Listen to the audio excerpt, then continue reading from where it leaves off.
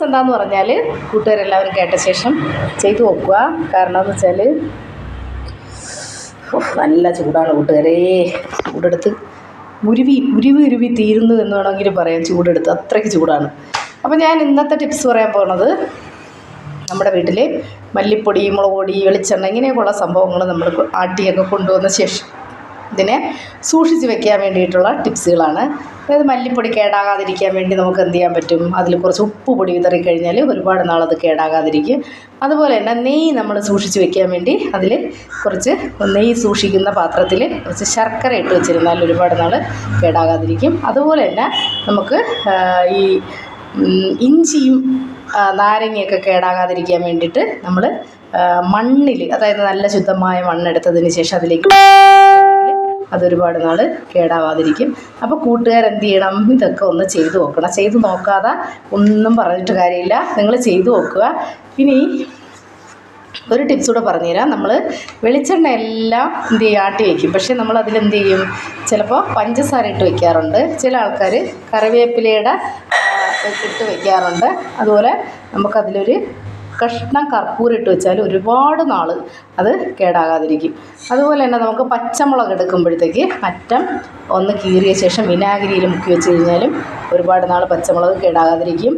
ഇനി ഒരു ടിപ്സ് കൂടി പറഞ്ഞു തരാം. എന്താണെന്ന് പറഞ്ഞാൽ നമ്മുടെ തക്കാളി പെട്ടെന്ന് ഇപ്പോഴത്തെ അവസ്ഥയിലാണെങ്കിൽ പെട്ടെന്ന് പഴുത്ത് പോകുന്ന ഒരവസ്ഥയാണ്. അപ്പോൾ പഴുത്ത് ചീഞ്ഞു പോകും.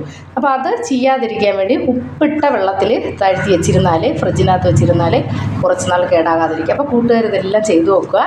ഈ ടിപ്സൊക്കെ ഇഷ്ടമായിട്ടുണ്ടെങ്കിൽ ലൈക്കും കമൻറ്റും ഷെയർ സബ്സ്ക്രൈബും ഒക്കെ ചെയ്യുക. ഇനി ഞാനൊരു കാര്യം ചോദിക്കട്ടെ. ഇന്നലെ മഴയുണ്ടായിരുന്നു, പക്ഷേ ഇവിടെ എല്ലാം ജസ്റ്റ് ഒന്ന് ചാറിപ്പോയതേ ഉള്ളൂ. നിങ്ങൾക്കൊക്കെ നല്ല മഴ കിട്ടിക്കാണുമെന്ന് വിശ്വസിക്കുന്നു.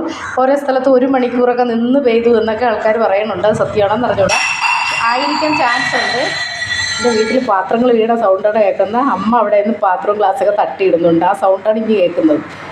ഒരു സമയവും വെറുതെ ഇരിക്കില്ല, ഏത് നേരവും കൊച്ചു പിള്ളേരെ പോലെയാണ്. അമ്മയ്ക്ക് ഓർമ്മ കുറവാണ്. അപ്പോൾ അമ്മ അങ്ങനെയൊക്കെ കാണിക്കും. ഞാനിതൊന്നും കണ്ടിട്ട് എന്ത് ചെയ്യും, ചെന്നിട്ട് എടുത്ത് വയ്ക്കുകയുള്ളൂ. വേറെ ഒന്നുമില്ല. കാരണം വെച്ചാൽ പാവമാണ് അമ്മ. ചെറിയ കുഞ്ഞുങ്ങളെ പോലെ വയസ്സായി വരുമ്പോൾ അങ്ങനെയാണ് എന്നുള്ളതാണ് സത്യത്തിൽ വാസ്തവം.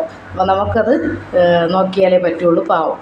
അത് പോട്ടെ. നമ്മളെ ടിപ്സിലോട്ട് വന്നത് എന്താണെന്ന് പറഞ്ഞാൽ, നിങ്ങൾ ഇത് കണ്ടിട്ട് ഇഷ്ടമായിട്ടുണ്ടെങ്കിൽ ലൈക്കും കമൻറ്റൊക്കെ ചെയ്യുക. ഇവിടെ വീട്ടിൻ്റെ അടുത്തൊരു അമ്പലത്തിൽ ഉത്സവമാണ്. ഇപ്പോൾ അവർ മൈക്ക് സെറ്റെല്ലാം ഓഫ് ചെയ്ത് വെച്ച സമയത്താണ് ഞാൻ വീണ്ടും വീഡിയോ എടുക്കുന്നത്. അല്ലെങ്കിൽ നല്ല സൗണ്ടാണ്. പക്ഷേ നല്ല അടിപൊളിയായിട്ടുള്ളൊരു കുഞ്ഞ് കൃഷ്ണൻ്റെ അമ്പലമാണ്.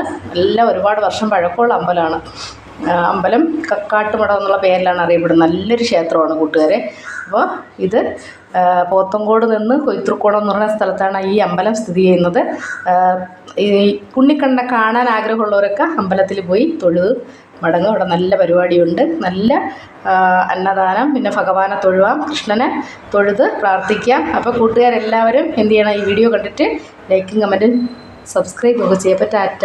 നാളെ ബ്യൂട്ടി ടിപ്സുമായിട്ട് അടുത്ത വീഡിയോയിൽ കാണാവുന്നതാണ്. ഞാൻ തന്നെ ഒരു പ്രാന്തിയെ പോലെ കണ്ടില്ലേ, ഭയങ്കര ചൂടാണ്. എനിക്ക് വീട്ടിനകത്ത് നിൽക്കാൻ വയ്യ. അപ്പോൾ തലമുടിയൊക്കെ പറന്ന് നല്ല വേർത്തൊഴുകണുണ്ട് കൂട്ടുകാരെ.